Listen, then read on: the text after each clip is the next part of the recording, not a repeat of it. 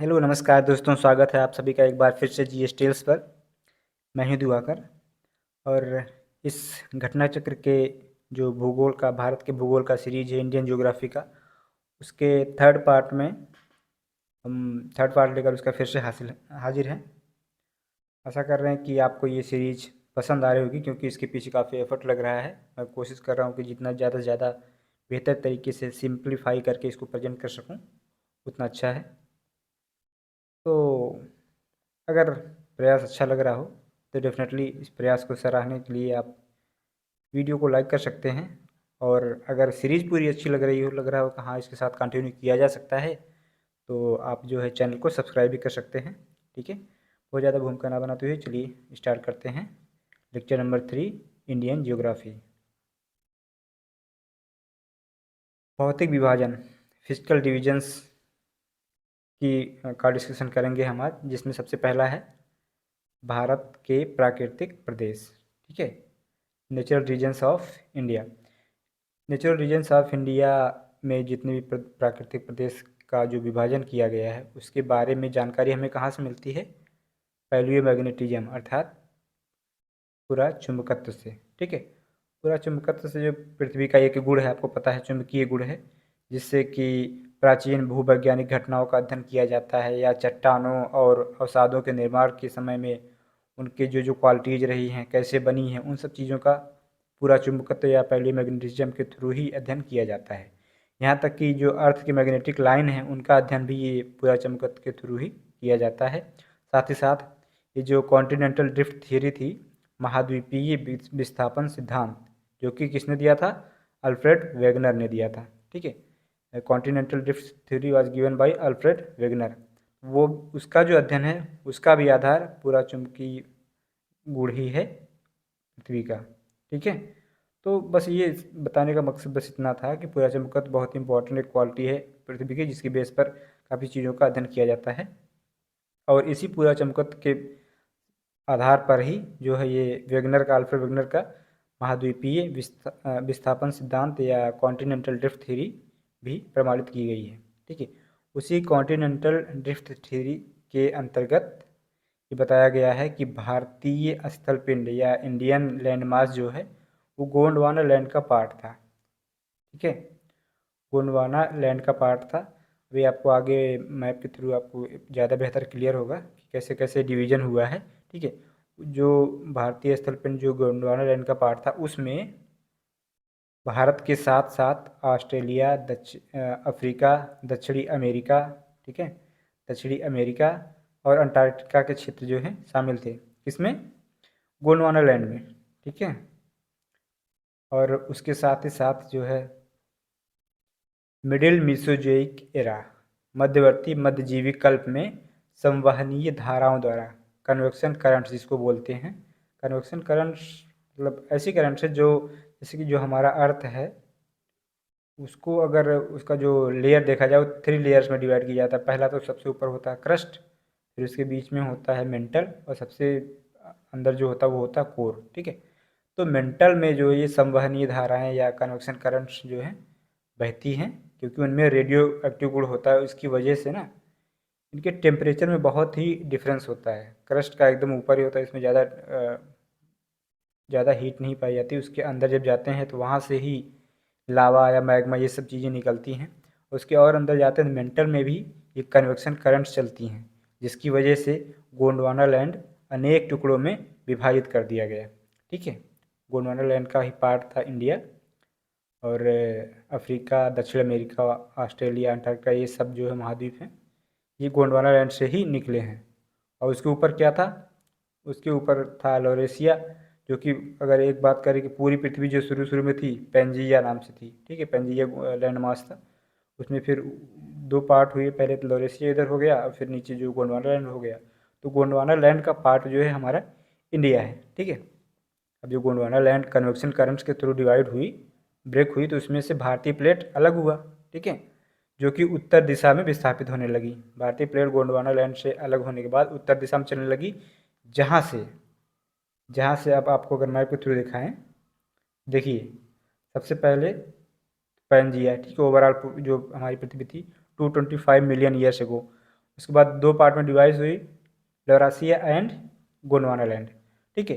फिर लॉरासिया जो इधर north America, Europe and Asia में डिवाइड हो गई, और जो गोंडवाना लैंड था वो south America, Africa, India, Australia, Antarctica ऐसे डिवाइड हो गई। फिर और ज़्यादा कन्वेक्शन करंट्स के प्रभाव में आके इंडिया देखिए यहाँ पे आके डिवाइड हुई। फिर वो उसी नॉर्थ की तरफ मूव करती, इधर यूरेशियन प्लेट होता है तो नॉर्थ में यूरेशियन प्लेट से जाके टकराती है, तो जहाँ से जो है बीच में होता है टेथिस सी, टेथिस सागर होता है यहाँ पे, ठीक है। उस टेथिस सागर और ये जो यूरेशियन प्लेट होता है उसके बीच में टेथिस सागर होता है, जो कि बाद में हमारा हिमालय और ये जो अपना उत्तरी मैदान, गंगा मैदान है, ये सब बनता है, ठीक है। आप यहाँ पे देखेंगे जब यूरेशियन प्लेट से इंडियन प्लेट टकराती है, ठीक है, तो टेथिस सागर जो होता है, टेथिस सागर से सेडिमेंट्री रॉक्स वलित होकर अर्थात फोल्ड होकर जो है हिमालय तथा पश्चिमी एशिया की पर्वतीय श्रृंखला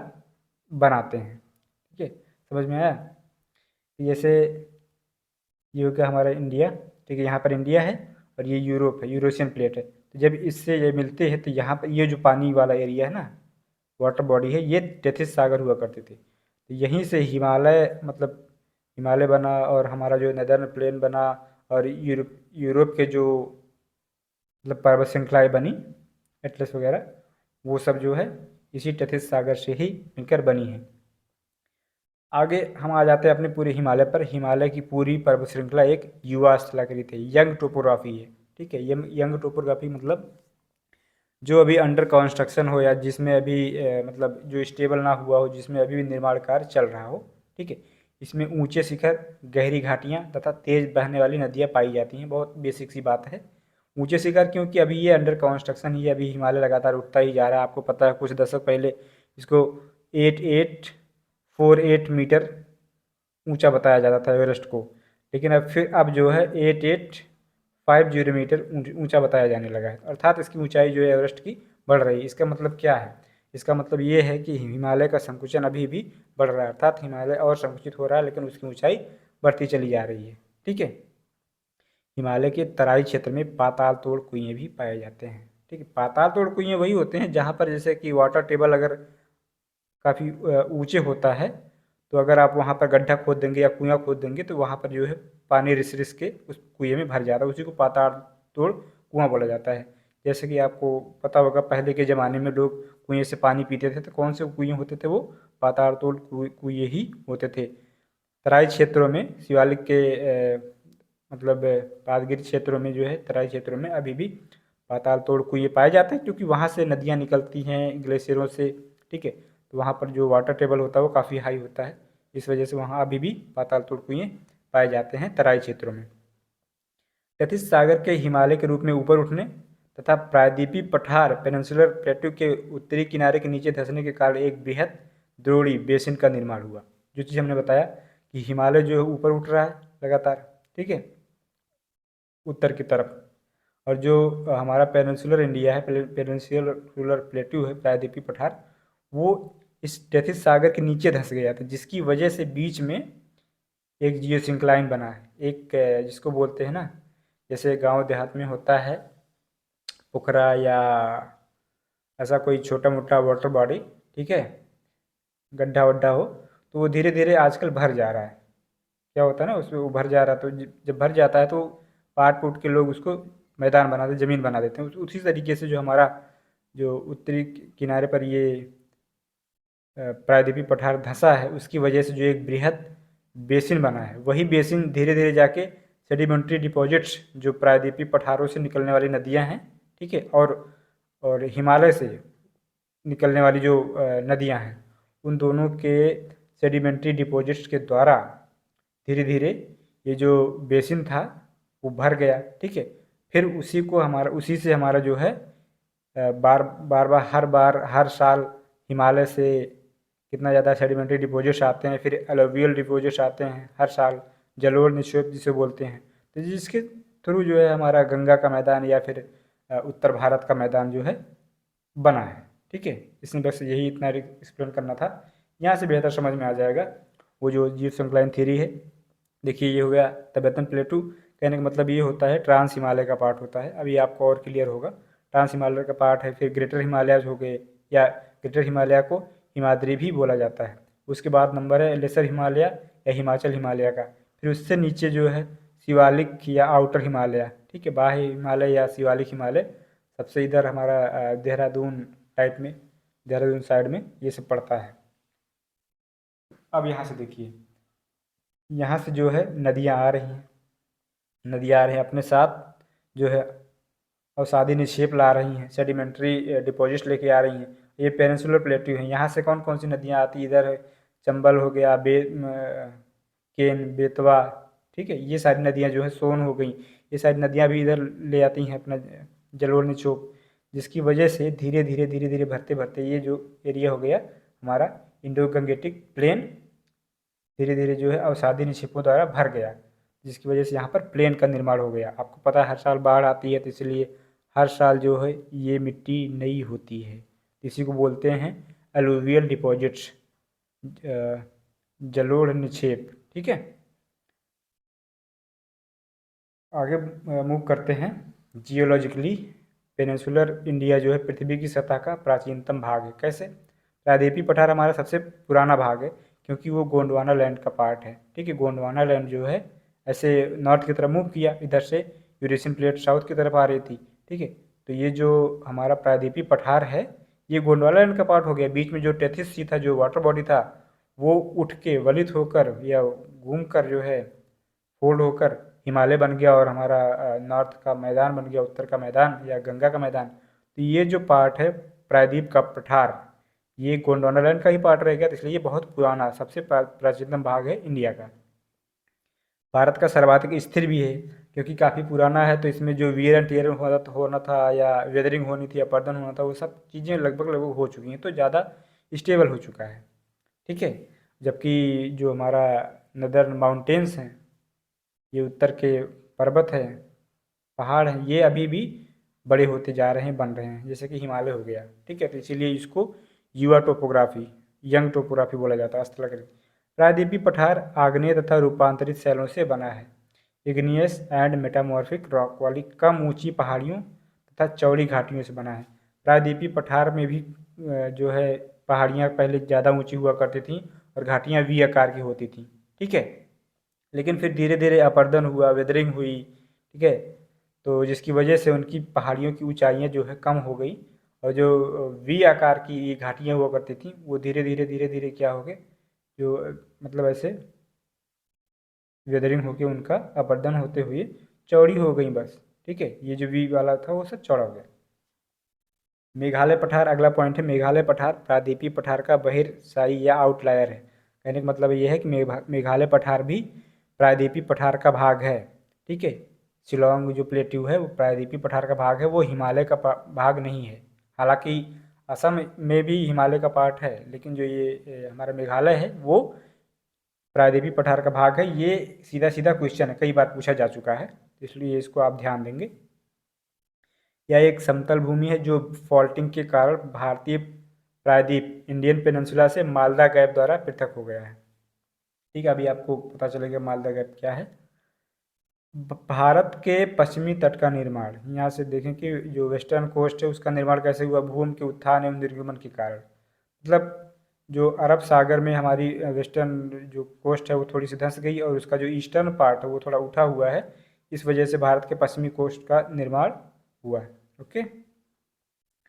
यहाँ पे देखिए ये बड़ा ही इम्पोर्टेंट मैप है एक, इसमें मतलब इस चैप्टर से रिलेटेड भी सारी चीज़ें हैं, और इसके अलावा अगर ना भी हो, जैसे कि मैं इसमें आपको मालदा गैप दिखाने की कोशिश करता हूँ, शिलोंग प्लेटू ये हो गया, ठीक है। तो वो कहते हैं कि ये जो डेक्कन प्लेटू है या जो हमारा प्रायद्वीपीय पठार है, ठीक है, पेनिनसुलर प्लेटू है, उसका पार्ट ये हो गया शिलोंग, शिलोंग प्लेटू, ठीक है, जो कि मेघालय पठार है। तो मालदा गैप ये रहा, ये मालदा गैप है, ठीक है। यहाँ से अलग होकर शिलोंग प्लेटू बना है, लेकिन वो है तो प्रायद्वीपीय पठार का ही भाग, अर्थात पेनिनसुलर इंडिया का ही भाग है वो, ओके। ये सब चीज़ें साइड में रखते हुए हम ये देखेंगे इतने इंपॉर्टेंट इसमें प्लेटियस दिए गए हैं, कौन कौन से पठार हैं और उनका ईस्ट टू वेस्ट, जो ईस्ट टू वेस्ट सीरियल क्या है, and north to south order क्या है, ठीक है। तो जैसे हम देखेंगे, पहले इसमें हो गया मालवा, इधर बुंदेलखंड, बघेलखंड, छोटा नागपुर और शिलोंग। ठीक है, ये जो है वेस्ट टू ईस्ट। तो अगर वेस्ट टू ईस्ट जो इसका वो क्रम देखा जाए, कुछ इस तरीके से बनेगा: मालवा, बुंदेलखंड, ठीक है, बघेलखंड एंड छोटा नागपुर प्लेटू एंड शिलोंग। बुंदेलखंड के बारे में आप अगर इसका लोकेशन यहाँ पे देख रहे हैं तो जान सकते हैं, जैसे हमने एक वो सुनी है ना पोएटिक लाइन की, बुंदेले हर बोलों के मुख हमने सुनी कहानी थी, खूब लड़ी मर्दानी वो तो झांसी वाली रानी थी। तो आप यहाँ पे अगर मैप में देखेंगे तो इसमें लगेगा हाँ ये झांसी का ही मतलब एरिया है। तो इससे भी आपको पता चल जाएगा कि बुंदेलखंड प्लेटू कहाँ पे है। हालांकि खाली झांसी में ही नहीं, वो एमपी में भी कुछ काफ़ी एरिया कवर करता है, लेकिन एक रेफरेंस के लिए आपको याद रहेगा कि बुंदेलखंड जो है झांसी को कवर करता है। उसके उसके जो ईस्ट में है वो है बघेलखंड, ठीक है, और फिर उसके भी ईस्ट में है छोटा नागपुर प्लेटू, फिर उसके ईस्ट में है शिलोंग प्लेटू। तो अगर इसका कुछ हम थोड़ा निमोनिक टाइप का बनाएं तो बनेगा: माँ बुनती है भाईचारा। ऐसा बनेगा क्या? बन सकता है। माँ बुनती है भाईचारा, माँ से मालवा, बुनती से बुंदेलखंड, भाई से बघेलखंड और चारा से छोटा नागपुर। शिलांग तो आपको पता है मेघालय इधर बहुत ही साइड में एकदम ईस्ट में है, तो इसको मतलब किसी निमोनिक से ना जाने तो बेहतर है, अदरवाइज आपका मैप बहुत ही पुअर होगा। ओके, ये तो वेस्ट टू ईस्ट हो गया। अब हम थोड़ा और ये भी देख लेते हैं, डेक्कन प्लेटू यहाँ पे है, उसके नीचे कर्नाटका प्लेटू है, ठीक है, फिर तेलंगाना प्लेटू और दोनों के बीच में है, उसके ऊपर दंडकारण्य प्लेटू है। तो इस तरीके से, और बुंदेलखंड के नीचे है बघेलखंड, बुंदेलखंड के नीचे बघेलखंड है ऑब्वियसली, क्योंकि एमपी है, छत्तीसगढ़ और झारखंड का इधर का एरिया जो कवर करता है। ठीक है, अब हम थोड़ा हो गया आगे की स्लाइड से देखेंगे। अब ये बता रहा है कि एक तरफ हमारा उत्तर का पर्वत है, बीच में फिर उत्तरी मैदान है, उसके नीचे जो है प्रायद्वीपीय पठार है, फिर हम साइड में हमारे कोस्टल एरियाज हैं, ठीक है, और यहाँ पर वाटर बॉडीज़ में हमारे आइलैंड है। तो कुल मिला के 4 प्राकृतिक प्रदेशों में जो है इसकी जो फिजिकल डाइवर्सिटी है उसको डिवाइड किया गया है: उत्तर का पर्वतीय क्षेत्र, विशाल मैदान, प्रायद्वीपीय पठार तथा तटवर्ती द्वीप। ठीक है, अब इन्हीं को थोड़ा सा और इलाबरेट करके 6 उप भौतिक भू आकृत प्रदेशों में इंडिया को डिवाइड किया गया है 6 में। वो कौन कौन से हैं? वो हो गया आपका उत्तरी तथा उत्तर पूर्वी पर्वतमाला। अब उत्तरी तथा उत्तर पूर्वी पर्वतमाला का मतलब यही है कि जो हमारा हिमालय था उसको क्लियरली ये डिवाइड कर दिए हैं कि ये तो उत्तरी हो गया पर्वतमाला, ठीक है, और ये नॉर्थ ईस्ट का हो गया, उत्तर पूर्वी हो गया, ठीक है, वही चीज़ हो गई। दूसरा जो उत्तरी भारत का मैदान वो वही रह गया, गंगा का मैदान या उत्तरी भारत का मैदान। तीसरा भारतीय मरुस्थल, भारतीय मरुस्थल में हमारा ये राजस्थान वाला पार्ट आ जाएगा, ठीक है। फिर प्रायद्वीपीय पठार, प्रायद्वीपीय पठार ये मरुस्थल और गंगा का मैदान छोड़कर जो भी है ये सब प्रायद्वीपीय पठार में आ जाएगा, पेनिनसुलर प्लेटू में। और साइड में ये हमारे कोस्ट हो गए, तटीय मैदान, ईस्टर्न कोस्ट और वेस्टर्न कोस्ट, और उसके बाद जो है ये अंडमान एंड निकोबार द्वीप समूह, एंड इधर हो गया लक्षद्वीप। ठीक है, तो इस तरीके से द्वीप समूह हो गए, तटीय मैदान हो गए, प्रायद्वीपीय पठार, भारतीय मरुस्थल, उत्तरी भारत का मैदान, उत्तरी एवं उत्तर पूर्वी पर्वतमाला, कुल मिला के 6 जो है उप भू आकृति प्रदेश हमारे इंडिया के हैं। अब यहाँ से हम देखेंगे कि गंगा को जियोसिंक्लाइन या भू अभिन्नत गर्त के रूप में वर्णित किया गया है। ये बड़ा सीधा सीधा क्वेश्चन ही पूछा गया है और बहुत इंपॉर्टेंट पॉइंट है, ठीक है, कि गंगा के मैदान को किस रूप में वर्णित किया गया है। तो वो है जियोसिंक्लाइन या भू अभिन्नत गर्त। जैसे कि मैंने बताया कि जो अपने गांव देहात में पोखरा होता है, पॉन्ड्स होता है, या गढ़े जिसे बोलते हैं, गड्ढा होता है बड़ा सा, वो धीरे धीरे करके जो है उसमें जो निक्षेप होते हैं, डिपॉजिट्स होते हैं, सेडिमेंट्री डिपॉजिट्स करके उसको वो भर देता है, ठीक है, उसी को बोलते हैं जियोसिंक्लाइन। जब वही जियोसिंक्लाइन जब धीरे धीरे भर जाता है, ठीक है, तो एक मैदान का निर्माण कर देता है। हमारा जो इंडो गंगेटिक प्लेन है कुछ उसी तरीके से बना है। तो इंडिया का जो गंगा का मैदान वो कैसा किस रूप में वर्णित किया जाता है? जियोसिंक्लाइन या भू अभिन्नत के रूप में। ओके, चलते हैं। यहाँ पर हम थोड़ा सा ये देखने की कोशिश करेंगे जो रॉक सिस्टम है, चट्टानों का निर्माण का सिस्टम वो किस तरीके से हुआ। तो सबसे पहले जो है आर्कियन क्रम की चट्टानें बनी। आर्कियन की अगर इंग्लिश हम करें तो शायद एंशियंट होना चाहिए, एंशियंट तो नहीं है, ठीक है, लेकिन आर्कियन ऑर्डर की चट्टानें। और एंशियंट, सब एंशियंट का मतलब होता है सबसे पुराना, ठीक है, तो थोड़ा सा मैचिंग कर रहा है एंशियंट आर्कियन। तो यहाँ से आप याद कर सकते हैं कि आर्कियन क्रम की चट्टानें सबसे पुरानी है, ठीक है। और जब उनका ट्रांसफॉर्मेशन या डिस्टॉर्शन हुआ, यहाँ पे देखिए, तो धारवाड़ क्रम की चट्टानों का निर्माण हो गया। धारवाड़ मतलब कि आर्कियन क्रम में थोड़ा और धार लगाया गया उसको, ठीक है, धार लगा लगा के तो धारवाड़ क्रम की चट्टानें बन गई।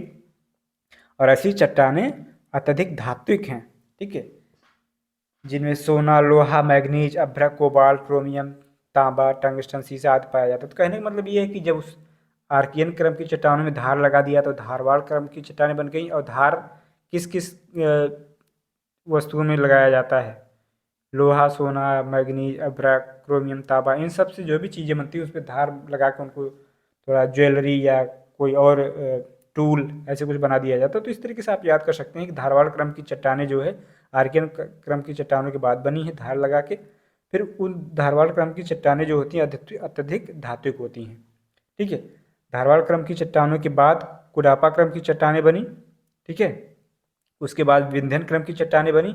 और सबसे लास्ट में ये विंध्यन क्रम की चट्टानें जो होती है उसमें चूने का पत्थर, बलुआ पत्थर, चीनी मिट्टी इत्यादि पाई जाती हैं। सबसे लास्ट में हमारा गोंडवाना क्षेत्र की चट्टानें बनी हैं, ठीक है। विंध्यन के बाद भी ही जो है काफ़ी समय के बाद गोंडवाना क्रम की चट्टानों का निर्माण हुआ। और इसमें भारत का अधिकतम कोयला पाया जाता है। गोंडवाना क्षेत्र से ही भारत का अधिकतम कोयला पाया जाता है और यह कोयला काफ़ी उच्च श्रेणी का होता है, ठीक है, जिसमें कि बिटमिनस क्वालिटी का कोयला पाया जाता है, ओके। और इस बिटमिनस क्वालिटी के कोयले में सल्फर की मात्रा काफ़ी कम होती है, न्यून होती है। अब देख लीजिए कि ये हमने थोड़ा एड ऑन किया है जो आप बोनस के रूप में देख सकते हैं कि कोयले की क्वालिटी कौन सी होती है और उनका ऑर्डर क्या है। तो पीट या कार्बन, पीट में मतलब कार्बन की मात्रा, उस कोयले में कार्बन की मात्रा जितनी ज़्यादा होती है, जितना परसेंटेज उसका ज़्यादा होता है कोयले का, वो बोलते हैं कि वो कोयला उतना अच्छा है, ठीक है। तो पीट सबसे घटिया क्वालिटी का कोयला होता है जिसमें कार्बन की मात्रा 30 से 40% होती है। अगर 30 से 40% कार्बन है तो उसमें और सब क्या होगा, पानी होगा, नमी होगा, ये सब चीज़ें होंगी। फिर लिग्नाइट, दूसरे नंबर पर लिग्नाइट होता है जिसमें थोड़ा बेहतर होता है, 50% इसमें कार्बन होता है। उससे बेहतर वाला है बिटुमिनस है जिसमें 75 से 85% कार्बन होता है। और सबसे बेहतर जो होता है एंथ्रेसाइट होता है, ठीक है।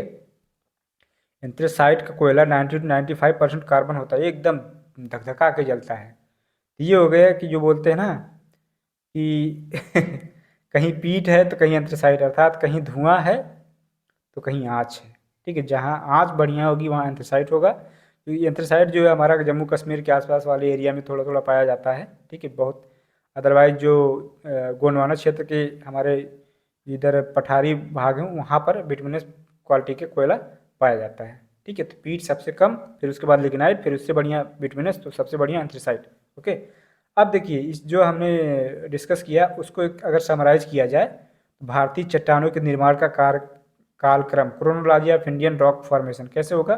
सबसे पहले आर्कियन क्रम, फिर धारवाड़ क्रम, धार लगा, फिर कुडप्पा क्रम, फिर विंध्यन क्रम, फिर सबसे लास्ट में गोंडवाना क्रम, ठीक है। तो अगर इसका कुछ निमोनिक टाइप बना जाए तो आधा कूड़ा बिक गया, ये हमने अपने लिए बनाया है, देखिए आपको सूट करता है कि नहीं।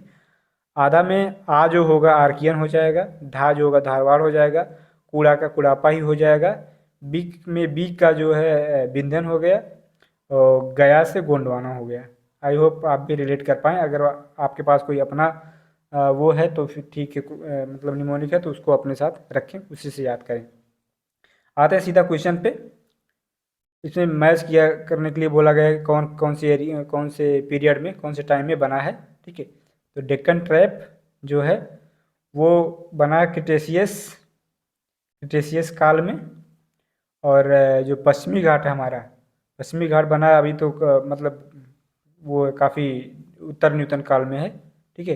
एंड अरावली काफ़ी पुरानी है, ठीक है। आपको पता है कि अरावली जो है इंडिया की मतलब सबसे पुरानी पर्वतों में से एक है, ओके। तो वो है प्री कैम्ब्रियन। प्री कैम्ब्रियन युग में, या इसमें कैम्ब्रियन ही दिया है, तो प्री कैम्ब्रियन युग में बना है अरावली। और नर्मदा ताप्ती जलोढ़ निक्षेप, ठीक है, एलुवियल डिपॉजिट जो है, ऑब्वियसली ये तो हर साल नवा होता रहता है। नर्मदा ताप्ती जो नदियाँ, उनसे जो जलोढ़ निक्षेप बना है वो अत्यंत नूतन की श्रेणी में आएगा। ठीक है, तो इसका जो मैचिंग बन जाएगा वो बी आंसर हो जाएगा। ओके, उत्तर नूतन को सिनोजोई का भी बोलते हैं। Moving on to the next question. Kerala का कुट्टानाड या कुट्टानाडु प्रसिद्ध है, किस लिए प्रसिद्ध है? तो इसका आंसर भारत का न्यूनतम ऊंचाई वाला क्षेत्र। ये काफ़ी खास पॉइंट है, ठीक है, इसलिए हमने इसको उठाया है। सारे क्वेश्चन जैसे कि हमने बताया कि सारे क्वेश्चन नहीं करवाते हैं, इंपॉर्टेंट क्वेश्चन ही करवाते हैं, कि जो जो बेसिक पॉइंट होते हैं उसको तो कॉन्सेप्ट में ऑलरेडी क्लियर कर लिया जाता है। केरल का कुट्टानाड भारत का न्यूनतम ऊंचाई वाला क्षेत्र है, समतल से नीचे अपने खेती के तरीकों के लिए प्रसिद्ध है। इसे केरल का धान का कटोरा कहा जाता है। ठीक है, कुट्टानाड को धान का कटोरा कहा जाता है। भारत का न्यूनतम ऊंचाई वाला क्षेत्र है जो समुद्र तल से नीचे अपनी खेती के तरीकों के लिए जाना जाता है। ठीक है, इसके तरीके इतने अच्छे हैं। कुट्टानाड सतत कृषि तथा मत्स्य पालन के लिए भी जाना जाता है।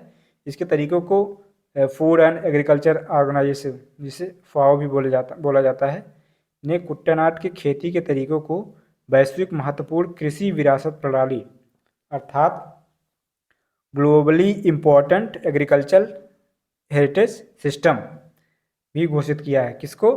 कुट्टानाड की कृषि सिस्टम को। ओके, अब आते हैं सेकंड चैप्टर जो है इसमें विभाजन वाले में, उत्तर का पर्वतीय प्रदेश। ये हो जाएगा आपका पूरा, इसमें हिमालय का माउंटेन जो है, मतलब हिमालय पर्वत हमारा पूरा कवर होगा। तो भारत की उत्तर सीमा पर विस्तृत हिमालय भूगर्भीय रूप से युवा तथा बनावट के दृष्टिकोण से नवीन वलित पर्वत है। ठीक है, बताया ही गया। टोपोग्राफिक रूप में यंग और structurally new folded mountain range है, ऑलरेडी आपको बता दिया गया है। ये पर्वत श्रृंखलाएं पश्चिम से पूर्व दिशा में सिंधु से लेकर ब्रह्मपुत्र तक फैली हैं। ठीक है, सिंधु माने इंदस जो हमारा रिवर है, वहाँ से लेके ब्रह्मपुत्र तक फैली है। नामचा बारवास यहाँ देखिए मुड़ रहा है। ठीक है, तो बस यही है। इसमें आप मतलब अगर आप पीडीएफ में देखेंगे तो काफ़ी अच्छा आपके लिए मैप रहेगा, उसको आप अपने आप से स्टडी करें। हम आगे बढ़ते हैं। तो इसकी सबसे ऊंची चोटी हिमालय है। ठीक है, ये तो ऑब्वियसली है, पता है, जिसकी लंबाई लगभग 2500 किलोमीटर है। ठीक है, लंबाई 2500 किलोमीटर है, औसत चौड़ाई लगभग 240 किलोमीटर है। ठीक है, अर्धवृत्त का निर्माण करती है, सेमी सर्कल का निर्माण करती है। आप यहाँ देख सकते हैं, ये कुछ सेमी सर्कल सा है। ठीक है, इस तरीके से इसी को बोल रहे हैं कि इसका जो लंबाई है लगभग 2500 किलोमीटर है, चौड़ाई 240 किलोमीटर एवरेज में है, और अर्ध सर्कल का निर्माण करती है। दूसरी सबसे इंपॉर्टेंट चीज़ जो है, कश्मीर में 400 किलोमीटर चौड़ाई इसकी। देखिए कश्मीर साइड में ज़्यादा चौड़ी है, उत्तर अरुणाचल प्रदेश में 150 किलोमीटर ही चौड़ाई है। ठीक है, तो इसका मतलब ये हुआ कि अरुणाचल प्रदेश में ज़्यादा दब गया है। ठीक है, ज़्यादा दब गया, और जो ये हमारा वेस्ट साइड है, पश्चिम साइड है, जम्मू कश्मीर का साइड है, हिमालय वहाँ पर कम दबा है। जहाँ पे कम दबेगा वहाँ पर ऊंचाई कम आएगी। ठीक है, अर्थात जो ज़्यादा ऊंची वाली चोटियाँ हैं वो सब यही हैं, पूर्वी साइड में ही हैं। ठीक है, मिडिल में भी हैं। आगे बढ़ते हैं। भारत के हिमालयी राज्य कौन कौन से? आपको मैप पता होना चाहिए, इसमें याद करने की कोई ज़रूरत नहीं, मैं बस एक बार बोल दे रहा हूँ। हिमालयी राज्य या केंद्र शासित प्रदेश: जम्मू कश्मीर, लद्दाख, हिमाचल प्रदेश, उत्तराखंड, सिक्किम, अरुणाचल प्रदेश, मेघालय, नागालैंड, मणिपुर, मिजोरम, त्रिपुरा के साथ साथ असम और पश्चिम बंगाल की पहाड़ी क्षेत्र भी इसके अंतर्गत आते हैं। ठीक है, अब यहाँ से देखेंगे, ये बहुत ही इंपॉर्टेंट मैप है, बहुत ही ज़्यादा इंपॉर्टेंट मैप है। आप इसको रट के जाएं एग्जाम में जब भी जाएं। हिमालय के पश्चिमी भाग की अपेक्षा पूर्वी भाग की ऊंचाई में अधिक विविधता पाई जाती है। जैसे कि मैंने बताया, पूर्वी भाग वाला जो ज़्यादा कंप्रेस्ड हो गया है। ठीक है, पूर्वी भाग ज़्यादा कंप्रेस्ड हो गया और पश्चिमी भाग अभी कम कंप्रेस हुआ, इसलिए पश्चिमी भाग की चौड़ाई ज़्यादा है जबकि ऊंचाई कम है, और पूर्वी भाग की चौड़ाई कम है और ऊंचाई ज़्यादा है। ठीक है, तो वही चीज़ है, उसी बेस पे पूर्वी भाग में विविधता भी ज़्यादा पाई जाती है पूर्वी भाग की तुलना में। अब उसके साथ साथ हमें ये देखना चाहिए इसमें कौन कौन सी मतलब चोटियाँ कहाँ पे हैं। जैसे कि मैंने बताया, ज़्यादातर तो जो ऊंचाई वाली हैं वो सब या तो मिडिल हिमालय में है या फिर ईस्टर्न हिमालय में। कंचनजंगा, ये देखिए कंचनजंगा जो है नेपाल और सिक्किम के बॉर्डर पे है, तो अर्थात कंचनजंगा जो है वो इंडिया में भी अवस्थित है। और कंचनजंगा एक नेशनल पार्क भी है यहाँ पे, ठीक है। कंचनजंगा हेरिटेज साइट है, नेशनल पार्क भी है, और इसी को 2016 में 2016 में यूनाइटेड नेशन ने यूनेस्को ने, ठीक है, इसको मिक्स्ड हेरिटेज साइट का दर्जा दिया था। मिक्स्ड हेरिटेज साइट, मिक्स्ड क्यों बोला गया था? मिक्स्ड इसलिए बोला गया था कंचनजंगा नेशनल पार्क को यूनेस्को द्वारा 2016 में, क्योंकि ये सिर्फ एक प्राकृतिक धरोहर ही नहीं है बल्कि एक कल्चरल धरोहर भी है, ठीक है। मतलब दो हेरिटेज, दो टाइप का हेरिटेज, इसलिए इसको मिक्स्ड हेरिटेज बोला गया था। ये तो बात हो गई कंचनजंगा के बारे में। साथ में अब हम देख लेते हैं कि माउंटेन्स का या पीक्स का या चोटियों का ऑर्डर कौन सबसे ईस्ट में है, तो हो गया कंचनजंगा। फिर उसके बाद मकालू, ठीक है, मकालू के बाद होगा लोत्से, लोत्से के बाद हो गया एवरेस्ट। यहाँ पे देखिए, ठीक है, तो एवरेस्ट इधर, ये सब नेपाल में चल रही हैं। कंचनजंगा इंडिया और नेपाल में है, बाकी मकालू, लोत्से, एवरेस्ट, चोयू, सीसा पंगमा एंड फिर ये मनासलू, अन्नपूर्णा एंड धौलागिरी, ये सब जो है ये सब नेपाल में चल रही हैं। तो नेपाल में देखो ना, सारी इम्पोर्टेंट जो चोटियाँ हैं 6000 से ऊपर की ऊंचाई वाली, 6000 मीटर से ऊंची वाली, वो सब नेपाल में है। इसमें से कुछ जो नामी गिरामी चोटियाँ हैं, जैसे कंचनजंगा हो गया, मकालू हो गया, एवरेस्ट हो गया, ठीक है। उसके बाद अन्नपूर्णा और धौलागिरी, इनका आपको क्रम याद कर लेना चाहिए। सबसे ईस्ट में कंचनजंगा हो गया, फिर उसके पश्चिम में मकालू हो गया, उसके पश्चिम में लोत्से, उसके पश्चिम में एवरेस्ट, ठीक है, फिर उसके पश्चिम में चोयू, फिर उसके पश्चिम में सीसा पंगमा, फिर उसके पश्चिम में मनासलू, फिर उसके पश्चिम में अन्नपूर्णा, फिर सबसे पश्चिम में जो है धौलागिरी, ठीक है। तो यहाँ पर 2 3 4 चोटियाँ इंपॉर्टेंट है। कंचनजंगा इधर पूर्व में हो गया, फिर मकालू, फिर उससे पूर्व में एवरेस्ट, फिर उससे पूर्व में अन्नपूर्णा, और फिर उससे पूर्व में धौलागिरी। धौलागिरी को जो है द वाइट माउंटेन भी बोला जाता है, द वाइट माउंटेन, ओके। ये क्वेश्चन पूछा गया है, धौलागिरी और उनका रिलेटिव पोजीशन। अब हिमालय को आयु के आधार पर एवं उसके फोल्डिंग के आधार पर 4 प्रकार के समानांतर संरचनात्मक क्षेत्रों में डिवाइड किया जाता है। जैसे कि सबसे पहला हो गया ट्रांस हिमालय, ओके, ये हो गया ट्रांस हिमालय, जो तिब्बत वगैरह आता है, मेन हिमालय के और नॉर्थ में जो होता है वो ट्रांस हिमालय बोला जाता है, ठीक है। उसके बाद बृहद हिमालय या महान हिमालय, जिसमें मेन सारी चोटियाँ जो अभी हमने सब दिखाया ना, लोत्से हो गया, एवरेस्ट हो गया, कंचनजंगा हो गया, ये सब जो है महान हिमालय में आते हैं। फिर उसके बाद उसके महान हिमालय के साउथ में है लघु हिमालय या मध्य हिमालय, ठीक है। उसके सबसे साउथ में बाह्य हिमालय या शिवालिक, ठीक है। हिमालय का ये जो लॉन्गिट्यूडनल डिवीजन है ये उत्तर से दक्षिण की तरफ है। अभी इसमें हमने एक ट्रिक भी बनाया है जो आपको बोनस के पॉइंट के तौर पे मिलेगा, कैसे हम इन चोटियों को याद रखें। अक्सर ये सवाल इससे पूछा गया, इसलिए इनका याद रखना जरूरी है। ट्रांस हिमालय का अंतिम रूप से उत्थान क्रिटेशियस टर्शरी काल में, ये इंपॉर्टेंट पॉइंट है, क्रिटेशियस टर्शरी पीरियड में हुआ था। इस प्रकार यह हिमालय की सबसे प्राचीनतम श्रेणी है। ये भी इंपॉर्टेंट पॉइंट है। हिमालय की सबसे प्राचीनतम श्रेणी कौन है? ट्रांस हिमालय, ठीक है। बाकी सारी श्रेणियाँ भी टर्शरी काल में ही बनी हैं, जिसमें कि बृहद हिमालय या महान हिमालय, ग्रेटर हिमालयाज, ठीक है, और जिसका निर्माण ओलिगोसीन युग या जो 25 से 40 मिलियन वर्ष पूर्व था उसमें हुआ है। बृहद हिमालय या महान हिमालय, ठीक है। उसके पश्चात उससे साउथ में आएंगे तो लघु हिमालय मिलेगा, ठीक है। मध्य मायोसीन युग में हुआ 14 मिलियन ईयर पूर्व। और सबसे जो साउथ में है हिमालय की श्रेणी वो है शिवालिक, सब इससे नवीनतम है, ठीक है, जिसका निर्माण प्लायोसीन युग ये 5 से 1.5 मिलियन वर्ष पूर्व हुआ, ठीक है। यहाँ से और भी क्लियर हो जाता है, देखिए कैसे कैसे कौन बना है। तो जितना जो नॉर्थ में है वो सबसे पहले बना है, तिब्बतन प्लेट्यू सबसे पुराना, सबसे स्टेबल, ठीक है। हिमालय का पार्ट ट्रांस हिमालय जिसको बोलते हैं, ये ट्रांस हिमालय। उसके बाद ग्रेटर हिमालय, महान हिमालय, ठीक है, बृहद हिमालय जो सबसे ऊंचा, आप ऊंचाई का भी देख लीजिए, यहीं से पता चल रहा है, ये देखिए कितना ऊंचा है ना। तो इतना ऊंचा इसलिए यहाँ की सारी चोटियाँ भी जो होती सब ऊंची ऊंची होती हैं। एवरेस्ट हो गया, मैकालू हो गया, अन्नपूर्णा, धौलागिरी, है ना, कंचनजंगा, ये सब जो है ये ग्रेटर हिमालय का ही पार्ट है। उससे नीचे जो है लेसर हिमालय हो गया, ठीक है, लेसर हिमालय हो गया। फिर उससे नीचे शिवालिक, यहाँ देखिए शिवालिक और नीचे है तो इसकी ऊंचाई भी कम है। फिर इंडो गैंजेटिक प्लेन, फिर यहाँ पर हो गया पेनिनसुलर प्लेटू। हिमालय के उत्तरी भाग में स्थित श्रृंखला को महान हिमालय, जैसे हमने पहले डिस्कस कर लिया, इसको सबसे अधिक सतत श्रृंखला है। क्यों? क्योंकि इसमें इसी की जो चोटियाँ हैं वही लगभग सब 6000 प्लस ही मीटर की ऊंचाई पर हैं। ठीक है। महान हिमालय स्थित एवरेस्ट विश्व की सर्वोच्च चोटी है। यह नेपाल और तिब्बत की सीमा पर स्थित है। यह याद रखने वाली बात है कि एवरेस्ट इंडिया में नहीं, ये नेपाल और तिब्बत की सीमा पर स्थित है। ठीक है। कंचनजंगा हिमालय पर्वत श्रृंखला में स्थित विश्व की तीसरी सबसे ऊंची चोटी है। यह पूर्व में तीस्ता नदी और पश्चिम में तमोर नदी के बीच में स्थित है। अच्छा ठीक है, एवरेस्ट जो है नंबर 1 हो गया और कंचनजंगा थर्ड पे हो गया, तो सेकंड पे पता है कौन है? सेकंड पे K2 है, K2। ठीक है। कंचनजंगा पूर्वी नेपाल और भारत के सिक्किम राज्य की सीमा पर स्थित है। हमने बताया कंचनजंगा नेशनल पार्क भी है जो 2016 में यूनेस्को द्वारा वो भारत की पहली मिक्स्ड हेरिटेज साइट घोषित की गई थी। अन्नपूर्णा चोटी की स्थिति उत्तर मध्य नेपाल में है। धौलागिरी चोटी भी नेपाल के मध्य में है। ठीक है। लेकिन आपको इतना पता होना चाहिए कि धौलागिरी जो है अन्नपूर्णा के पश्चिम में है। ठीक है, ये याद रखना जरूरी है। यहाँ से आप एक बार फिर से रिवाइज कर सकते हैं, देख सकते हैं।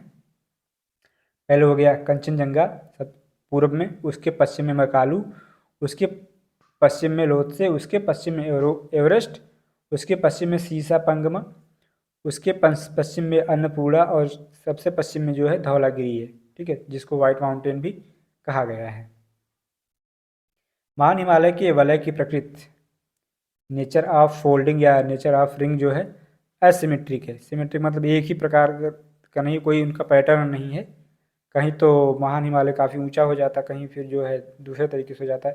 हिमालय के इस भाग का कोड ग्रेनाइट का बना हुआ है। ग्रेनाइट का श्रृंखला हमेशा बर्फ़ से ढकी रहती है। पता आपको सब, जो मेन ग्लेशियर हैं, हिमानियाँ हैं, वो इसी महान हिमालय या जो बृहद हिमालय है उसी में पाई जाती हैं। ठीक है। अब चूंकि ये हिमानियों से भरा आच्छादित है, लगातार हमेशा बर्फ़ से ढका रहता है, ग्लेशियर से ढका रहता है, इसलिए यहाँ से जो नदियाँ निकलती हैं वो सतत वाहिनी होती हैं, अर्थात पेरेनियल रिवर होती हैं। ये एक सीधा सीधा क्वेश्चन है। ठीक है, कि उनके हिमालय की जो नदियाँ हैं उनके सतत वाहिनी होने का क्या कारण है? क्योंकि वहाँ पर ढेर सारे ग्लेशियर या हिमानी पाए जाते हैं। ठीक है, इसलिए वो जो है सतत होती हैं या पेरेनियल होती हैं। आप यहाँ से कुछ ग्लेशियर्स को देख सकते हैं। कंचनजंगा पे भी ग्लेशियर है, ऑब्वियसली इतना ऊंचा है। बारासिंगरी, गंगोत्री, मिलाम, ठीक है, और Siachen glacier, Godwin Austen, K2 जिसको बोलते बाल्तोरो, बाइफोलो, हिस्पार, चोगोलुंगमा। तो यहाँ से आप इनकी रिलेटिव पोजीशन देख सकते हैं, नॉर्थ टू साउथ। ये IAS वगैरह के क्वेश्चन में पूछा जा सकता है। बहुत ज़्यादा क्रिटिकल किसी क्वेश्चन में करना हुआ किसी पेपर में, तो दूसरे पेपर में भी पूछा जा सकता है। आप मैप से इनको देखें। महान हिमालय के दक्षिण में स्थित श्रृंखलाओं को लघु हिमालय पहले डिस्कस किया जा चुका है। ये अत्यधिक संपीड़ित तथा परिवर्तित shallow compressed and alter rock से बने हुए हैं। ठीक है। इनकी ऊंचाई लगभग 3700 से 4500 मीटर। जो महान हिमालय उसकी कितनी है? 6000 मीटर एवरेज है। लेकिन उसके नीचे जो उससे साउथ में जो लघु हिमालय है या मध्य हिमालय, उसकी ऊंचाई 3700 से 4500 मीटर। ये भी सवाल पूछा जा चुका है। और चौड़ाई 60 से 80 किलोमीटर के मध्य है। मध्य हिमालय में पीर पंजाल श्रृंखला सबसे लंबी है। पीर पंचाल। ठीक है। अभी अभी आपको जो बोनस पॉइंट मिलेगा उसमें मिलेगा कि कैसे हम इनका नॉर्थ टू साउथ ऑर्डर जो है याद करें। पीर पंजाल श्रृंखला किस में मिलती है? मध्य हिमालय में। ठीक है। धौलाधर एवं महाभारत श्रृंखलाएं भी महत्वपूर्ण है जो कि मध्य हिमालय में मिलती हैं। इसी श्रृंखला में कश्मीर की घाटी तथा हिमाचल के कांगड़ा और कुल्लू की घाटियां भी स्थित हैं। तो मध्य हिमालय में ज़्यादातर घाटियां स्थित हैं। ठीक है। इतना इम्पोर्टेंट मैप लेके आए हैं आपके लिए, इसमें जो मन करे सो वो देख लीजिए। लेकिन सब इकट्ठे देखेंगे तो सब क्या बोलते, घोच पोच हो जाएगा, कुछ मज़ा नहीं आएगा। फिर भी एक बार जो है थोड़ा ताकि सुनने में आपको कुछ चीज़ें तो स्ट्राइक करें, कुछ चीज़ें तो दिमाग में स्टक करें। काराकोरम है, इधर हिंदू कुश हो गया वेस्ट में। ठीक है। फिर उसके ईस्ट में काराकोरम हो गया, महेंद्र ब्रूम हो गया, कुनलुन सान हो गया, जसकार, इंदस, कश्मीर वैली, पीर पंजाल, देखिए यहाँ पे लद्दाख रेंज, लद्दाख प्लेट्यू, पंजाब हिमालय, कुमाऊँ हिमालय, ये सब चीज़ें। इतना इम्पोर्टेंट मैप है ये, इसको आप ज़रूर देखें थोड़ा ध्यान से, 4-5 मिनट देखें, ठीक है। 3-4 दिन इसको देखना चाहिए लगातार, ताकि ये सारी चीज़ें याद हो जाएं। हिमालय की सबसे बाहरी श्रृंखला को शिवालिक कहा जाता है, वो पहले बताया जा चुका है, लेकिन उसका ये जानना जरूरी है कि इसकी जो चौड़ाई है 10 से 50 किलोमीटर है लगभग, ऊंचाई 900 से लगभग 1100 मीटर के बीच में है। तो तीनों हिमालय की जो ऊंचाइयां हैं, सबसे जो बृहद या ग्रेटेस्ट हिमालय, ग्रेटर हिमालय है, महान हिमालय, उसकी ऊंचाई एवरेज में 6000 मीटर है। उससे नीचे जो लघु हिमालय है या मध्य हिमालय है, उसकी ऊंचाई 3745 मीटर है, 4500 मीटर, ठीक है। और जो सबसे साउथ में है, जो बाहरी श्रृंखला जिसको शिवालिक बोला जाता है, बा हिमालय बोला जाता है, उसकी ऊंचाई 900 से 1100 मीटर के बीच में है, ठीक है। ये श्रृंखलाएं उत्तर में स्थित मुख्य हिमालय की श्रृंखलाओं से नदियों द्वारा लाई गई असंपीड़ित अवसादों से बनी, composed of unconsolidated sediments. Obvious सी बात है, नीचे हैं, ठीक है, शिवालिक के रेंज जो है नीचे हैं, तो ऊपर वाली जो नदियां वहाँ से जो गाद लेके आती हैं, जो भी अवसाद लेके आती हैं, ठीक है, उसके निक्षेपों से बनी है, वो आके यहाँ पर डाल देती हैं। अब निम्न हिमालय जो है, निम्न हिमालय या शिवालिक, जैसे हमने पहले ही बताया, में जो लंबवत घाटियां हैं उनको दून के नाम से जाना जाता है, जिसमें देहरादून बहुत ज़्यादा प्रसिद्ध है, उसके अलावा काटली दून, पाटली दून भी है, ठीक है। तो शिवालिक के बीच, निम्न हिमालय या लघु हिमालय के बीच जो लंबवत घाटियां पाई जाती हैं उनको दून कहा जाता है। देहरादून जो है एक घाटी है, अर्थात ये हिमालय हो गया, ये शिवालिक हो गया, कि इनके बीच में ये जो रेंज है इन्हें दून कहा जाता है, ये घाटियाँ हैं, ठीक है। देहरादून एक घाटी, शिवालिक क्षेत्र के गिरिपद या फूट हिल्स में, ठीक है, पश्चिम में सिंध से पूर्व में तीस्ता के बीच फैले समतल मैदान को भाबर कहा जाता है। तीस्ता रिवर, सिंधु से लेके तीस्ता रिवर के बीच में जो ये शिवालिक का फुट हिल्स है, ठीक है, ये पॉइंट ज़्यादा इंपॉर्टेंट है। शिवालिक, जैसे ये शिवालिक हो गया, ठीक है, इसके जो नीचे एकदम एकदम शिवालिक से सटा हुआ, जिसके पैरों पर है, ठीक है, गिरिपद पर है, वहाँ पर का एरिया लगभग 8 से 16 किलोमीटर का एरिया, ठीक है, 8 से 16 किलोमीटर का एरिया, जो तुरंत तुरंत ही जो शिवालिक के नीचे आता है, ठीक है, सिंधु, पश्चिम में सिंधु से पूर्व में तीस्ता तक लेकर उसको, उस मैदान को भाबर कहा जाता है, ठीक है। और भाबर इसको इसलिए कहा जाता है क्योंकि यहाँ पर जो है, ये जो शिवालिक के गिरिपद हैं वहाँ पर जो ऊपर से आते हुए नदियों का ढाल अचानक से कम हो जाता है, प्लेन हो जाता है, तो वहाँ से जो कंकड़ पत्थर या बजरी के जमावों से ये बन जाता है, एक श्रृंखला बन जाती है, बेल्ट बन जाता है, ठीक है। उसके कारण जो ये कंकड़ पत्थर ला के जमा कर देती है, इसी वजह से ये भाबर का मैदान बनता है। और यहाँ भाबर के मैदान में इतना ज़्यादा कंकड़ पत्थर जमा हो जाता है कि इसके नीचे नीचे नदियाँ बहती हैं, ऊपर से एकदम सूखा सा नज़र आता है, तो यहाँ नदियाँ गायब सी रहती हैं। मतलब सोचिए कितना ज़्यादा ऊपर से ये कंकड़ पत्थर लेके आती हैं नदियाँ, बृहद हिमालय, महान हिमालय और लघु हिमालय से।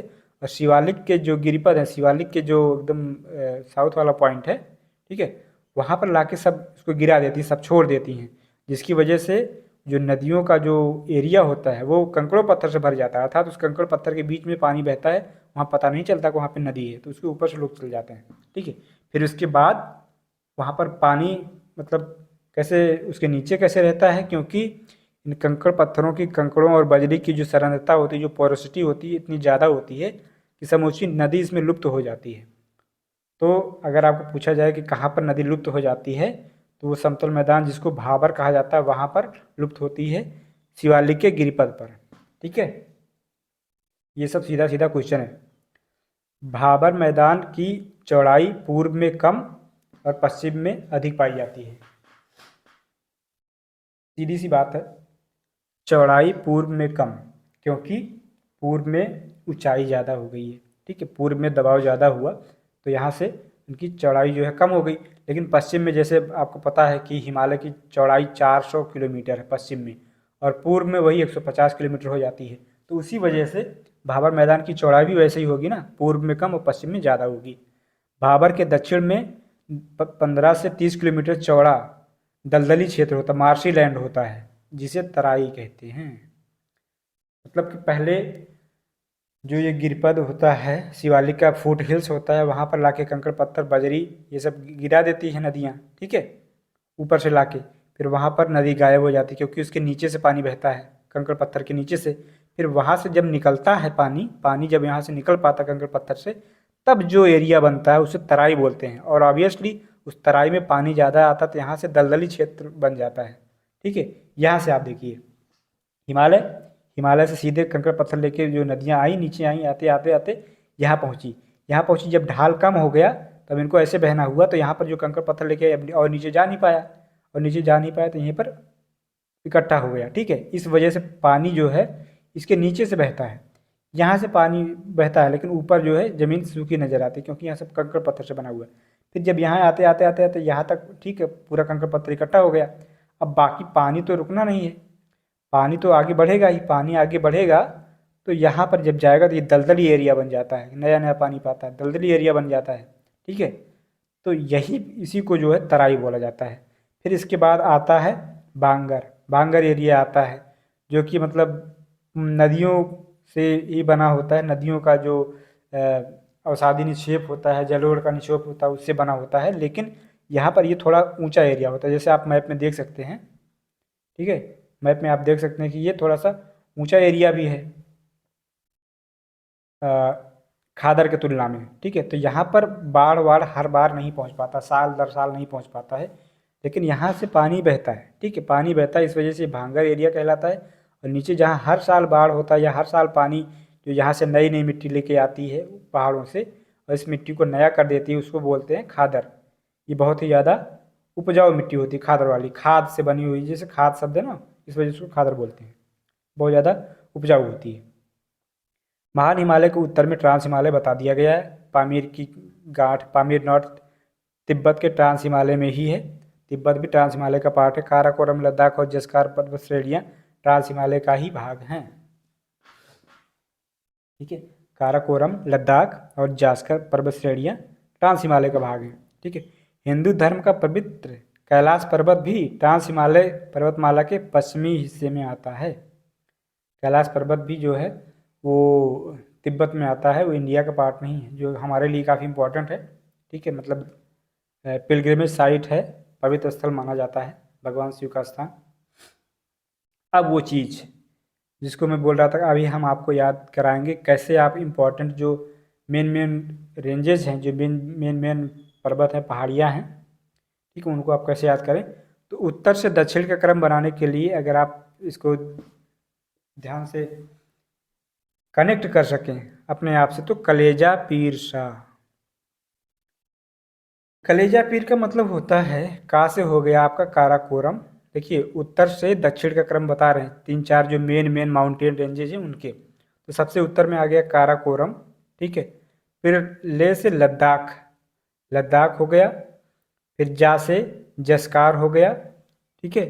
और पीर से पीर पंजाल हो गया, ओके, इस तरीके से। और सात से शिवालिक रेंज हो गया। तो यहाँ से आप पांच ऐसे इम्पॉर्टेंट माउंटेन रेंजेस को याद सकते हैं, कलेजा, पीर शाह, का से काराकोरम, ला से लद्दाख, जा से जस्कार, पीर से पीर पंजाल और सा से शिवालिक, ठीक है। तो इनका ऐसा ऑर्डर है नॉर्थ टू साउथ।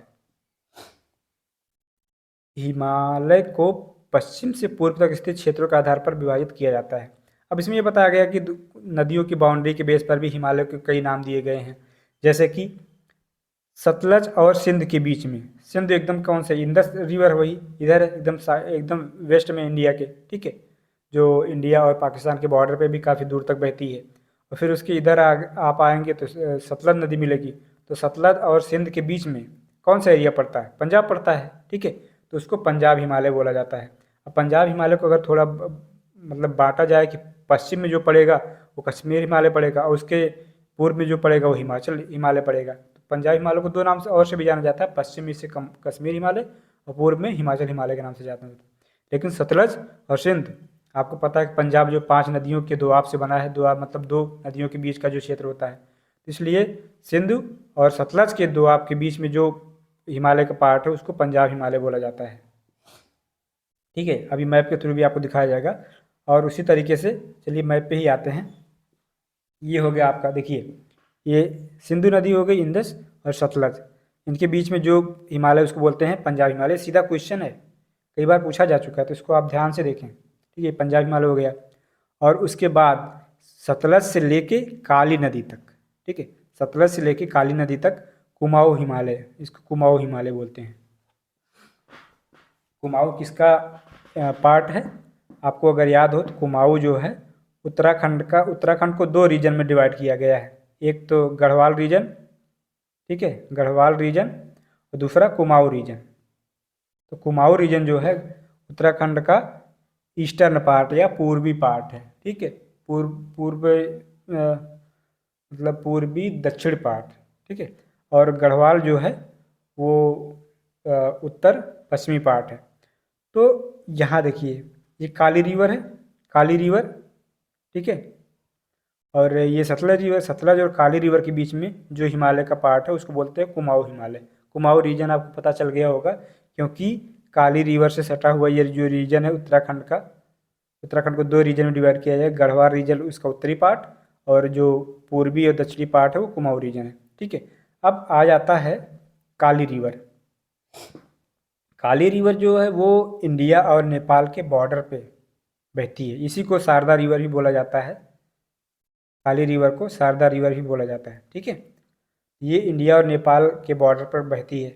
अब काली रिवर से लेके तीस्ता रिवर तक इंपॉर्टेंट कंट्री कौन है? नेपाल कंट्री है। ठीक है, तो इसको नेपाल हिमालय बोला जाता है। काली से तीस्ता तक नेपाल हिमालय, और नेपाल तीस्ता से दिहांग रिवर, ये जो दिहांग रिवर आ रही है जिसको ब्रह्मपुत्र भी बाद में बोला जाता है, उसको असम हिमालय। असम इंपॉर्टेंट स्टेट है यहाँ का। ठीक है, ज़्यादा तो असम से होते हुए बहती है ना ब्रह्मपुत्र, तो इसलिए उसको असम हिमालय में। तो सबसे वेस्ट में पश्चिम में पंजाब हिमालय जो सिंधु और सतलुज के बीच में, फिर उसके पूर्व में कुमाऊं हिमालय सतलुज और काली के बीच में, फिर उसके पूर्व में जो है नेपाल हिमालय काली और तीस्ता के बीच में, उसके पूर्व में असम हिमालय तीस्ता और दिहांग के बीच में। ठीक है, नदियों के बीच में ब्रह्मपुत्र नदी हिमालय की सबसे पूर्वी सीमा बनाती है। अब ऐसे आएगी नामचा बरवा से यहाँ से मुड़ती है तो सीधे सीधे जो है इंडिया की ईस्टर्न बाउंड्री बनाते हुए आती है ब्रह्मपुत्र नदी। ठीक है, दिहांग महाखंड गॉर्ज के बाद हिमालय दक्षिण की ओर, देखिए यहाँ से दिहांग से जो गॉर्ज है यहाँ से मुड़ते हुए ये दक्षिण की ओर मुड़ जाती है। ठीक है, इन्हें पूर्वांचल या पूर्वी पहाड़ियों के नाम से जाना जाता है। ऑब्वियसली पूर्वांचल हिल्स पूर्वी पहाड़ियों, या नॉर्थ ईस्ट हिल्स ऐसा बोला जाता है, जिसमें कि मेन कौन कौन सी हैं? पटकाई, नागा, मिजो, मणिपुर हिल्स, त्रिपुरा हिल्स, ये सारे हिल्स जो हैं ये नॉर्थ ईस्ट श्रृंखला का पार्ट है हिमालय के। ठीक है, ईस्टर्न और पूर्वांचल हिमालय में क्या क्या आता है आप यहाँ देखिए कुछ इस तरीके से है। ठीक है, अरुणाचल प्रदेश ये हो गया, ये पूरा हमारा जो हिमालय का पार्ट है, मेघालय, असम, ये सब जो है ईस्टर्न हिमालय के अंतर्गत आता है या पूर्वी हिमालय के अंतर्गत आता है।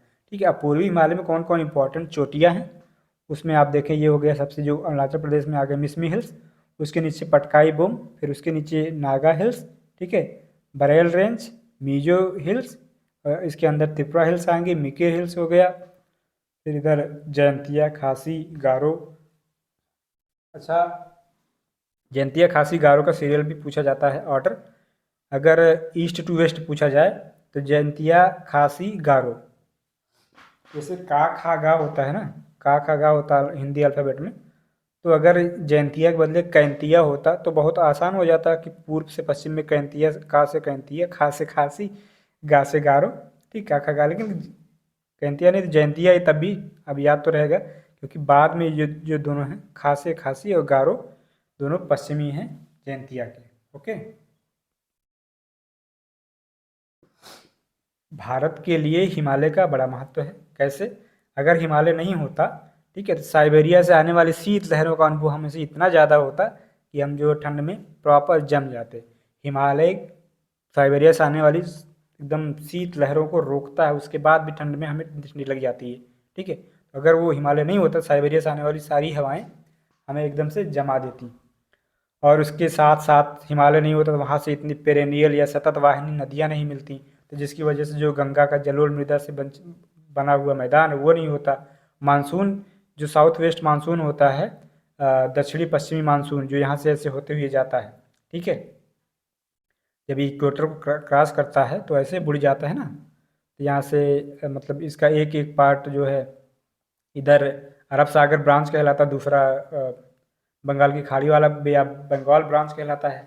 ये जो ब्रांच होता है साउथ वेस्ट या यूँ कहें कि दक्षिण पश्चिमी मानसून जो हमारा मतलब बारिश के मंथ में आता है, मानसून जो होता है वो हिमालय से जाके रुक जाता है, ठीक है, शिवालिक जो रेंज है वहाँ पे जाकर टकराता है, फिर वहाँ से वापस आके सब इधर नेपाल और यूपी और ये सब जगह पर, ठीक है, एंड इधर जो शिलोंग हो गया, वेस्ट बंगाल हो गया, मतलब जितना भी पहाड़ी एरिया जहाँ पर बारिश करता है, अगर वही हिमालय नहीं होता तो जो north west south west monsoon की धाराएं होती वो सिर्फ आगे चली जाती, नॉर्थ में चली जाती, तो हमारे यहाँ बारिश नहीं होती। तो कुल मिला के बहुत ज़्यादा परिवर्तन हो जाता है, इसलिए काफ़ी इंपॉर्टेंट है। मानसून पवनों को रोककर उप महाद्वीप में वर्षा का कारण बनता है हिमालय, ठीक है। उनकी सहायक नदियों से मैंने बताया कि इतना बढ़िया सा नॉर्थ प्लेन या गंगा का मैदान बना है। अब चलते हैं कुछ क्वेश्चन देख लेते हैं, ठीक है। सबसे पहले तो वही कि हिमालय से निकलने वाली सभी नदियां सतत वाहिनी हैं, बिल्कुल सही बात है, साल भर उसमें पानी आता रहता है, पेरेनियल जिसको बोलते हैं, ठीक है। हिमालय अपनी वर्षा का अधिकांश दक्षिणी पश्चिमी मानसून से प्राप्त करता है। अब देखिए स्टेटमेंट दोनों सही हैं, ठीक है, स्टेटमेंट जो है दोनों सही है, क्योंकि भाई हिमालय जो है बारिश तो वही साउथ वेस्ट मानसून दक्षिणी पश्चिमी मानसून से ही प्राप्त करता है, लेकिन उसकी जो नदियां सतत वाहिनी हैं, ठीक है, पेरेनियल नदियां हैं, साल भर बहती है, उसका कारण मानसून नहीं है, उसका कारण है वहाँ पर जो हिमानी पाए जाते हैं, जो ग्लेशियर पाए जाते हैं। तो इसका आंसर हो जाएगा बी, अर्थात सही तो दोनों स्टेटमेंट है, लेकिन पहला दूसरे के सही व्याख्या नहीं करता, ठीक है। अभी जो हमने डिस्कस किया, अगर हिमालय नहीं होता तो क्या क्या दिक्कत हो सकती है, तो वही चीज़ें, देश के अधिकांश भागों में साइबेरिया से आने वाली शीत लहरों का प्रभाव होता, ठीक है, गंगा सिंधु मैदान नहीं बनता, मानसून का प्रतिकूल प्रभाव पड़ता। तीनों स्टेटमेंट सही हैं, देख रहे हैं। ये आईएएस का सवाल है, सीधा सीधा सवाल नहीं पूछता, पूरा स्टेटमेंट वाइज पूछता है। हिमालय का पर्वत पदीय प्रदेश कौन सा है? आपको लगेगा बहुत सिंपल सा सवाल है, बिल्कुल सिंपल सा सवाल है, लेकिन इसको इतना बार पूछा गया है ना कि हम रोक नहीं पाए कि इसको कैसे एक बार आपकी नज़रों से ना गुजारें। तो शिवालिक जो है पर्वत पदीय प्रदेश, पर्वत पदीय का मतलब होता है जैसे पर्वत जहाँ पर खत्म हो उसका जो पैर हो, ठीक है, उसका जो पद हो, उसका जो पैर हो, तो सबसे नीचे वाला जो एरिया है साउथ में हिमालय का वो शिवालिक का ही है, इसलिए उसको पर्वत पदीय बोला जाता है, ठीक है। अगला सवाल, ये भी आईएएस का ही है, 2012 का। जब आप हिमालय की यात्रा करेंगे तो आप निम्नलिखित को देखेंगे: गहरे खड्डे, यू घुमाव वाले नदी मार्ग, समानांतर पर्वत श्रेणियां, भूस्खलन के लिए उत्तरदायी तीव्र ढाल प्रवणता।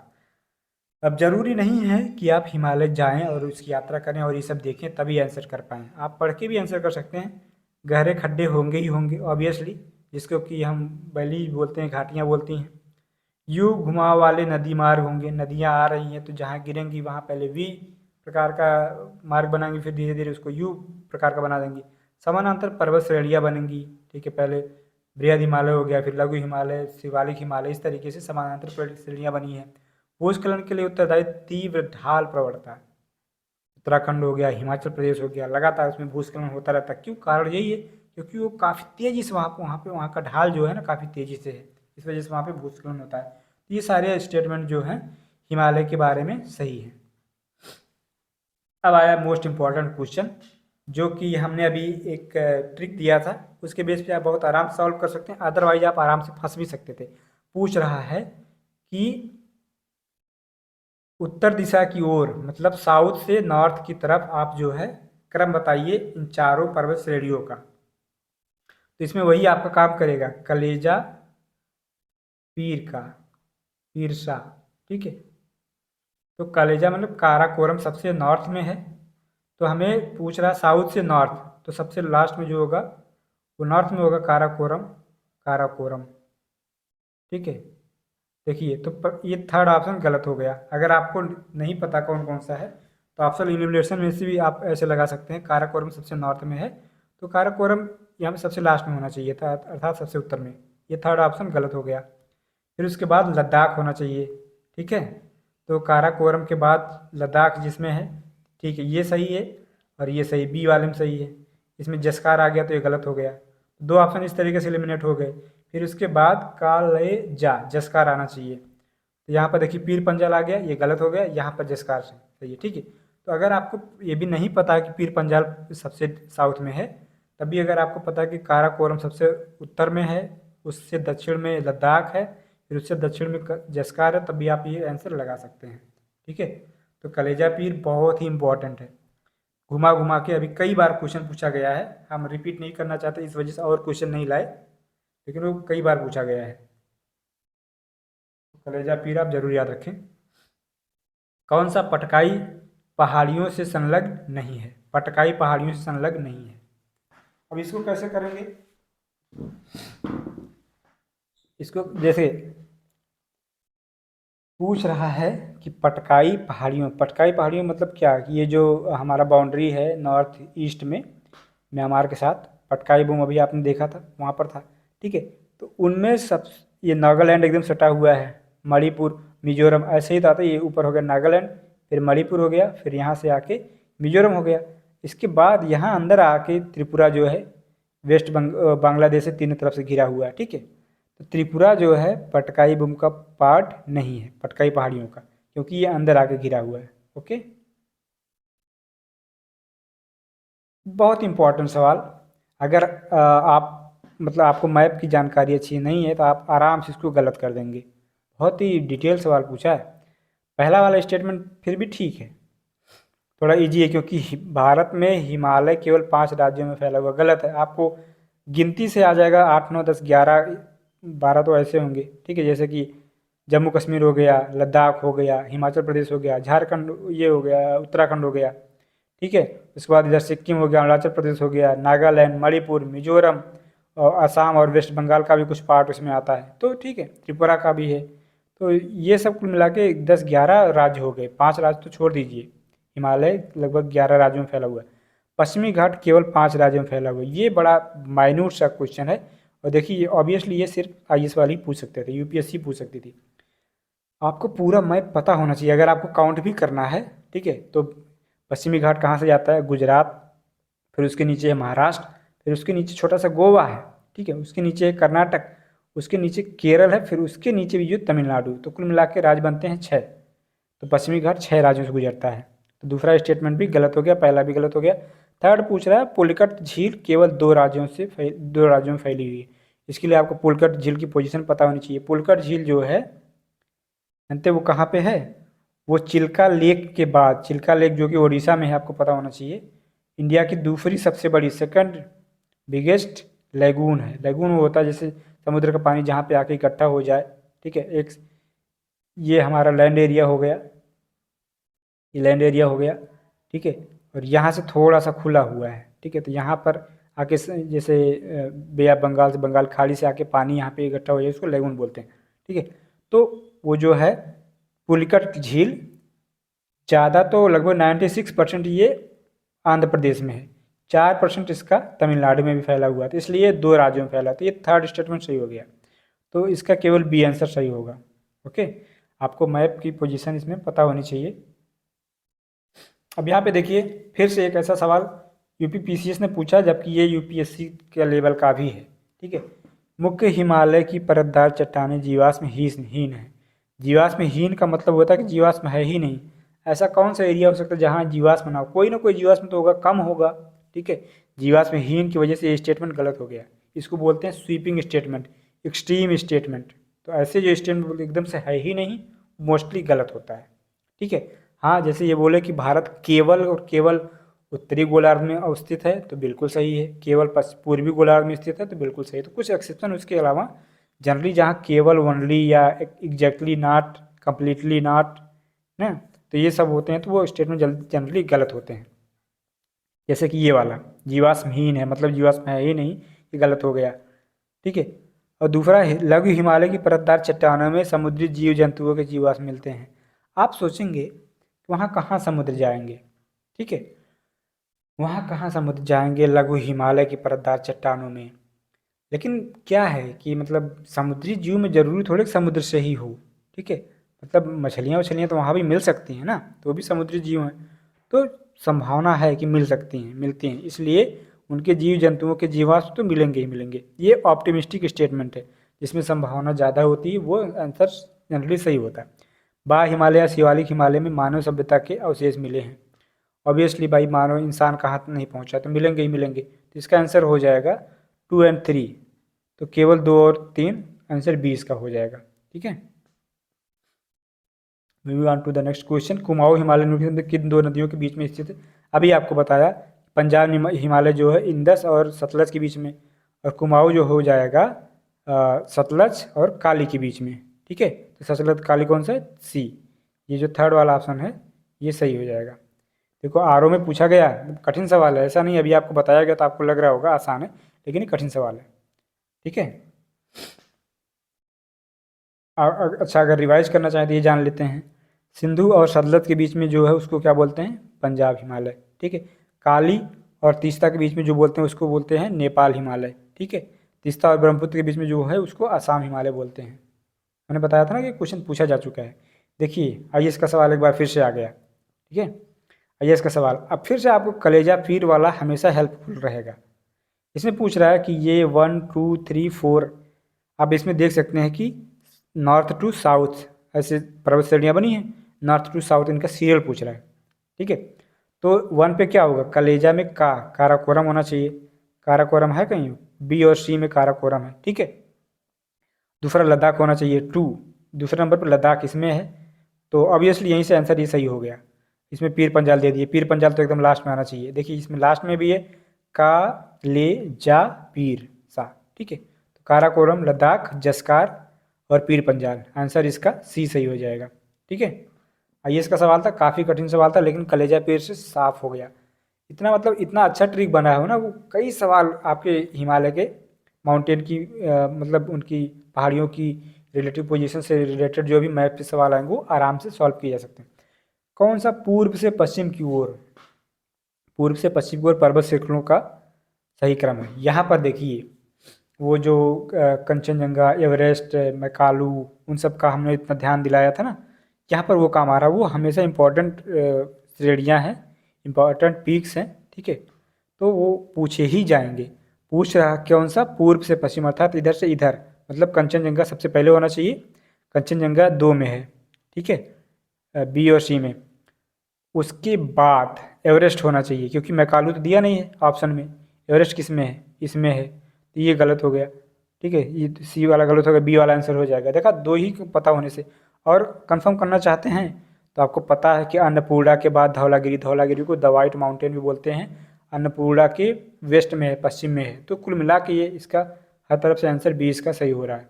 ओके, उत्पत्ति की दृष्टि निम्न पर्वत श्रेणियों में सबसे नवीनतम कौन सी है? अब देखिए यहाँ पे कैसे जानेंगे नवीनतम कौन सी है? ठीक है, हम तो बड़ी मुश्किल से जानते हैं कि अभी जो हिमालय पर्वत है वही नवीनतम है, इसमें हिमालय कहीं जिक्र ही नहीं है। ठीक है, तो अब देखिए कैसे ट्रिक लगाते, कैसे सॉल्व किया जाता है। अजंता के बारे में पता है, अजंता जो है महाराष्ट्र के आसपास की पर्वत श्रेणी है, वो प्रायद्वीपीय पठार का भाग है। और आपको प्रायद्वीपीय पठार पता है कि प्रायद्वीपीय पठार जो हमारा इंडिया का वो काफ़ी प्राचीनतम भाग है। ठीक है, कैमूर जो है ये भी सतपुरा रेंज की पहाड़ी है। ठीक है, कैमूर भी पठारी रेंज में ही आता है। ठीक है, सेंट्रल हाईलैंड्स में। पालकोंडा श्रेणी, पालकोंडा कहाँ पे है ये नहीं पता। पटकाई भूम श्रेणियाँ पता है, ये नॉर्थ ईस्ट में पाई जाती हैं, है ना, नॉर्थ ईस्ट में, जिसपे अभी बताया कि त्रिपुरा में पटकाई भूम श्रेणियाँ नहीं है, बाकी अरुणाचल, नागालैंड, मणिपुर, मिजोरम में पटकाई भूम श्रेणियाँ पाई जाती हैं। ठीक है, तो इस तरीके से आप ये जान सकते हैं कि पटकाई बुम जो है सबसे नवीनतम है। क्यों? क्योंकि ये हिमालय का पार्ट है। चलिए ठीक है, आपको नहीं पता था कि पटकाई बुम जो है हिमालय का पार्ट है या नॉर्थ ईस्ट में है। पालकोंडा का भी नहीं पता था। ठीक है, ये दोनों पता भी रहा होगा, ये दोनों नहीं पता होगा तो कैसे सॉल्व करेंगे?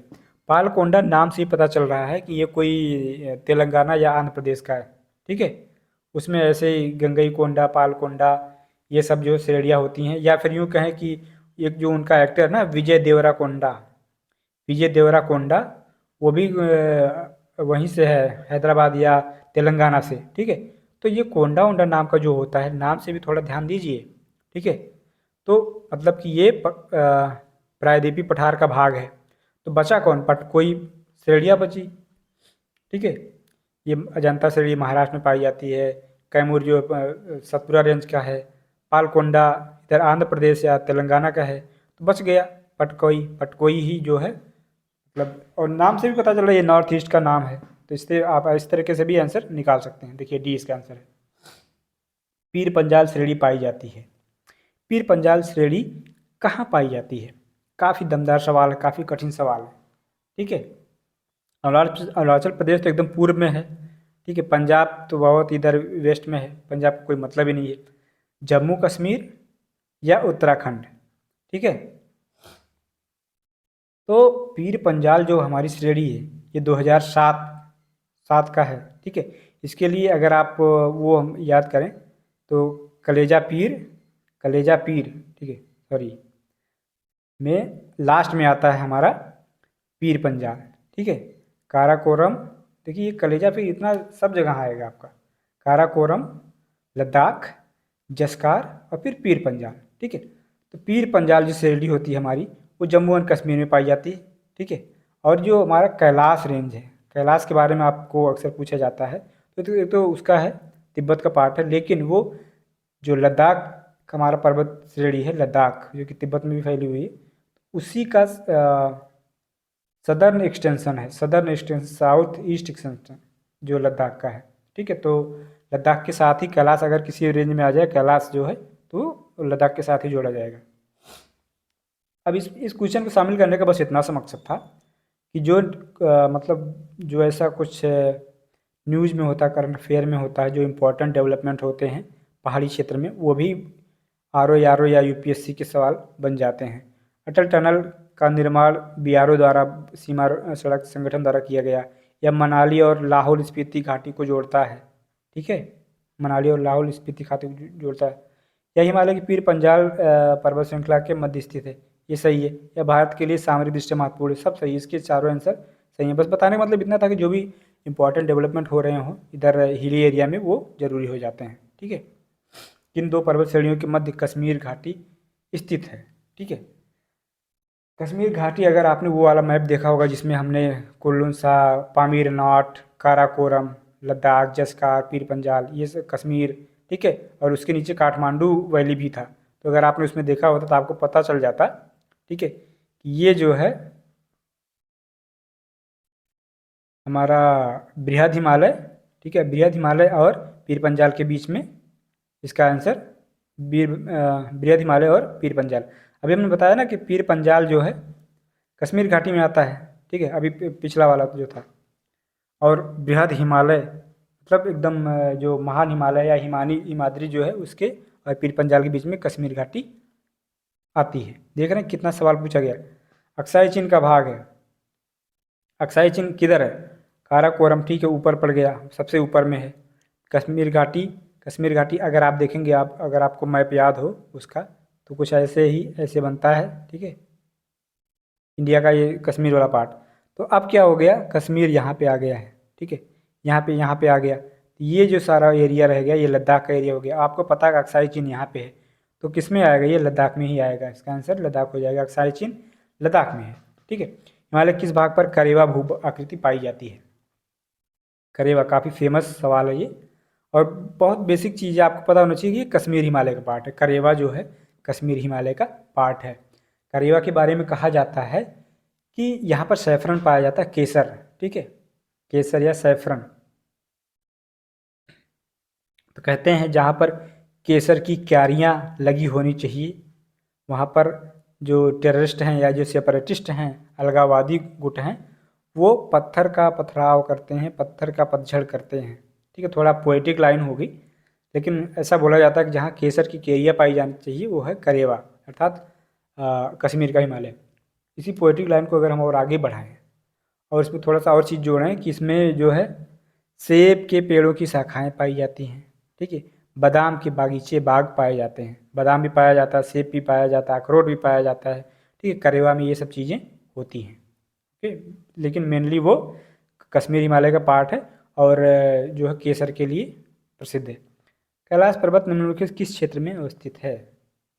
इसका आंसर है तिब्बत। ठीक है, सीधे से हमने बता दिया। That's it from this session. आशा करते हैं काफ़ी ज़्यादा कुछ सीखने को मिला होगा। हिमालय पूरा एकदम कवर हो गया होगा बढ़िया से। ठीक है, तो जैसा भी लगे आप अपना एक्सपीरियंस ज़रूर शेयर करें।